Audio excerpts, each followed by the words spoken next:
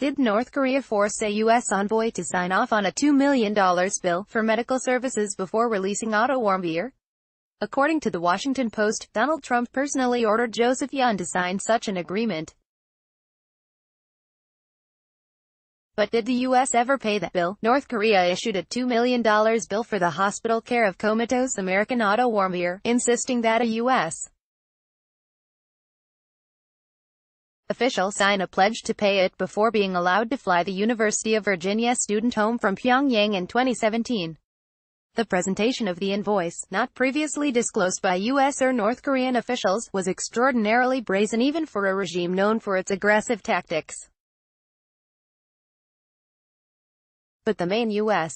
envoy sent to retrieve Warmbier signed an agreement to pay the medical bill on instructions passed down from President Trump, according to two people familiar with the situation. They spoke on the condition of anonymity because they were not authorized to discuss the matter publicly. The bill went to the Treasury Department, where it remained unpaid throughout 2017, the people said. However, it is unclear whether the Trump administration later paid the bill, or whether it came up during preparations for Trump's two summits with Kim Jong-un. This morning, Trump denied paying any bill to get Warmbier released. "This is not the Obama administration," Trump tweeted, citing the cash for hostages trade with Iran and the 5-to-1 prisoner swap for Bowie Bergdahl. He didn't specifically deny ordering the envoy to sign the invoice, however. No money was paid to North Korea for Warmbier, not $2 million, not anything else.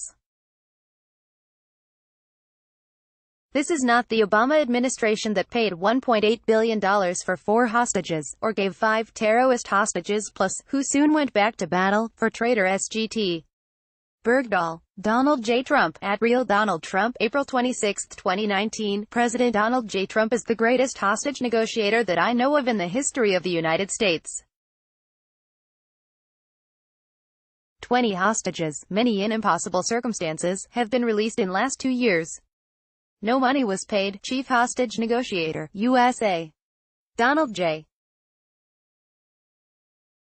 Trump, at Real Donald Trump, April 26, 2019. Yesterday, NBC notes, the White House refused to respond specifically to the report at all, citing the need for secrecy in dealing with abductions. Responding to questions from NBC News about the report, White House Press Secretary Sarah Sanders said Thursday, "We do not comment on hostage negotiations, which is why they have been so successful during this administration."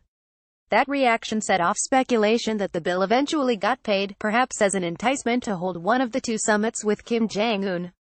Trump's tweets this morning appear intended to put the story to rest, at least as to whether the U.S. paid any money to North Korea.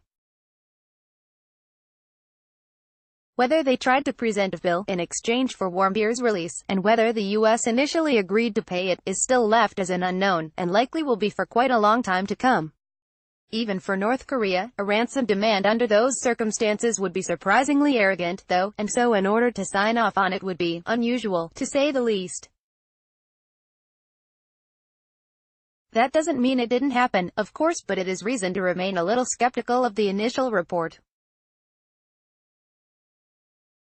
It's almost impossible to predict a set of circumstances that would allow these questions to be settled definitively, especially because of the need to keep hostage negotiations under wraps. Put as one in the Historical Curiosities file for much later clarification. Let's block ads. Why?